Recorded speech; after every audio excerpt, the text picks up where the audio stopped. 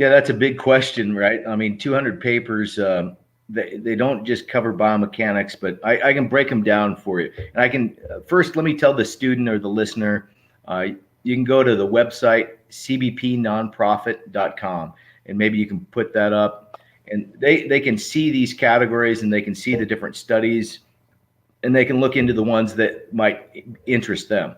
So we've studied things in chiropractic from what are the tests that chiropractic use, like postural analysis, x-ray analysis, different forces applied to the spine to look at stiffness of the spine. Like if I push on you and you have a lot of pain and muscle spasm, you have a very rigid, stiff area. So stiffness in mechanics is force divided by displacement. So we get stiffness. You don't want a lot of stiffness in the spine in certain regions. Now, some regions you do, some you don't. So we've looked at stiffness coefficients as an outcome measurement for chiropractic, for example. We've looked at spine models. So when I look at upright human stance, we have ideal and average values for external body measurements, like how your head lines up with your rib cage, how your rib cage lines up with your pelvis, how your pelvis lines up with your feet and legs. And then we have internal analysis of the actual spine itself, which we have to have advanced imaging for that. A lot of people think that they can see the spine externally, and I'm here to tell you, just look at my head. You can't. Like, you can't tell the shape and somebody's curvature in the side of the spine by just going, oh, you know, it looks good. That's wrong.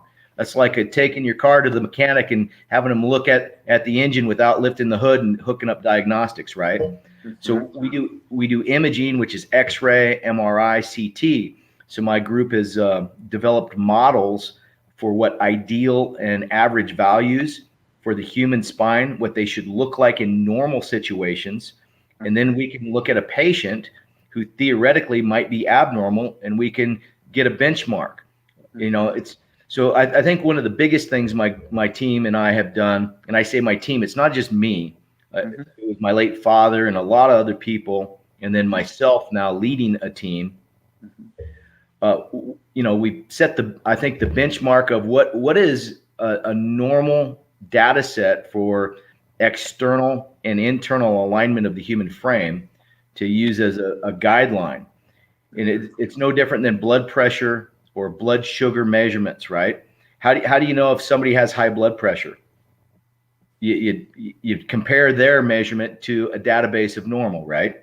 Yep. So that's what we did with the spine, and which is an amazing thing, because then we can look at a person and go, hey, you're inside normal limits, so we don't need to do what's called structural rehabilitation alignment. We need to do something more functional, like movement types of approaches or soft tissue types of approaches, right?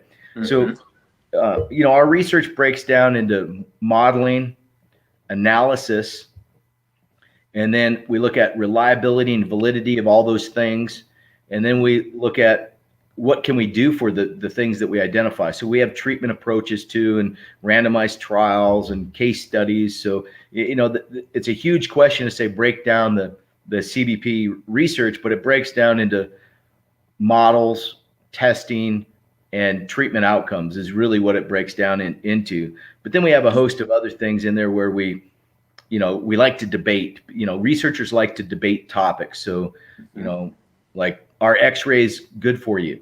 Like, should we x-ray in chiropractic? So we have a ton of stuff where we've said x-rays are actually very safe and very effective in chiropractic, which really goes against the current norm. You know what I mean?